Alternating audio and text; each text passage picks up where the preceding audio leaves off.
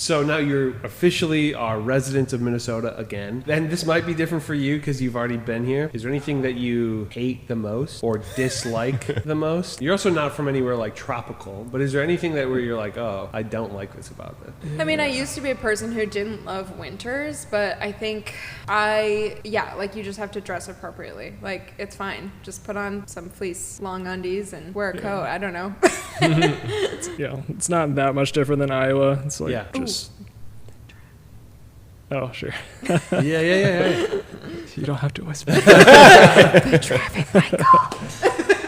So sure, I grew up in Iowa, progressively bigger cities and towns, but adjusting to the traffic is something that I'm still adjusting to. Yeah. Especially with my commute. So I go from the northeast side of Minneapolis down to Prior Lake, because I technically work for Mystic Lake Casino right now. So that's across the whole metro. It is. I mean, not the whole, but that's a way. It feels like it. He definitely sacrificed some of his life in the choice to move to northeast. Yeah, as soon as she said this is the one, I was calculating my commute.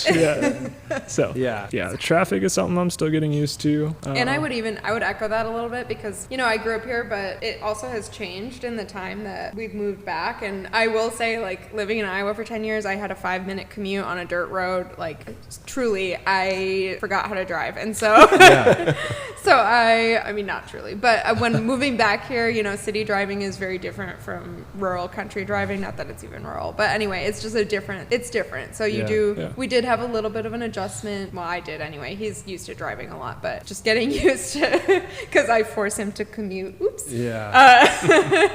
But I would just say, like, getting used to city life.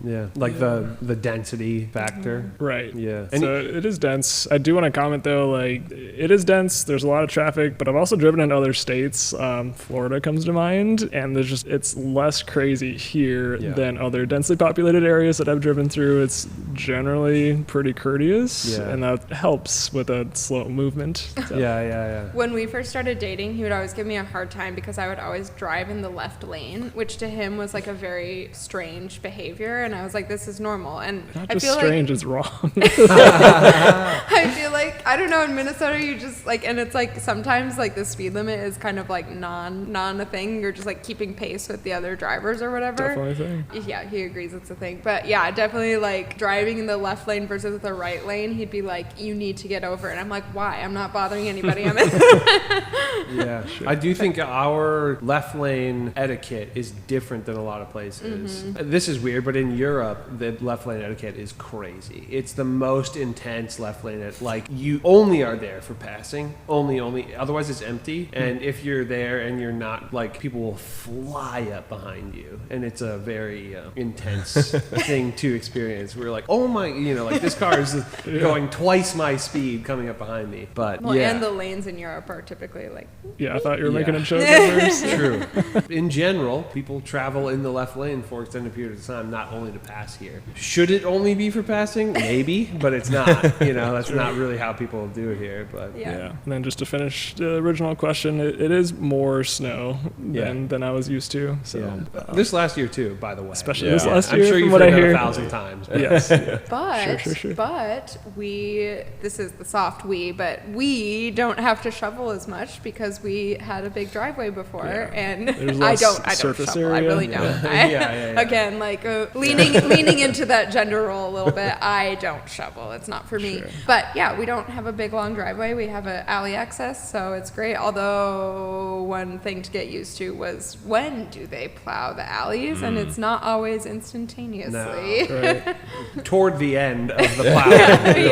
Yes. What do you like best about where you live right now? I love the active lifestyle, even just coming here to this interview, whatever. I'm not a runner, but seeing the mass the board absolute of people. Marathon of people. Yes, the just rail thin people who just are obsessed with running. Great for them. It could never be me. But but like I do love just like the general like active community. Like I love to get out on the water. We have a canoe, so we love to canoe, kayaking, stand-up paddleboarding, biking, rollerblading. Like you can really like do any activity here, and it's nice to see people out and about, even if it's hot or cold or whatever. I feel like sometimes in Iowa it'd be like, if it's like even a little bit hot, people don't leave their house. Not to generalize, but but yeah, like it's just great to see people enjoying the city. And then for our house in particular, there's some walkability, a lot of bikeability. It's quiet, but still close to the city. Friendly neighbors, so it's cool. It's been great. We love the privacy of our backyard. Huge Yeah, highlight for us. surprising amount of privacy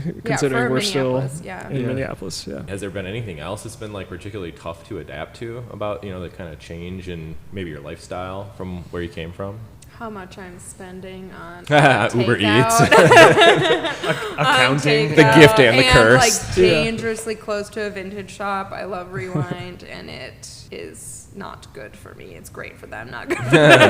No, it's great for me too, but yeah, I mean, we've touched on it, but just everything's just a little bit more expensive than we're used to, so that's still something we're sticker shock getting used to. Yeah, a cocktail here versus a cocktail in Iowa is definitely a different story. Tasty and delicious, but $15 versus $10 even. Having to go to a specific liquor store if we wanted to pick something up. Oh, that's interesting. Versus going to Target and having it all in one spot. That's or a true. gas station. Yeah, but that's hey, at least they're open on Sundays now. Okay? I'll say when I'm in Wisconsin or whatever, that convenience is. I'm like, oh, this is nice. The first time I saw booze in a Walgreens, my head almost exploded. I was like, what? Like, this is a pharmacy, you know? Yeah, we both went to Iowa State, and so when I first moved to Iowa, I was in a Target, and I was like, what? Yeah. Like, shocking. So strange to see. So delightful. You can one and done stop. I don't need to hit all the places. I don't know. Or it doesn't have to be a different transaction. Right. Yeah. Because like the Targets have them sometimes, but it's a separate. A separate thing entirely. Truly not that big of a deal, but. But strange though. A slight, inconvenience, I suppose. Yeah. No, honestly, if anything, I would say living here in Minneapolis, it's definitely pros outweigh the cons. Like I don't have a lot to complain about. That's nice to hear.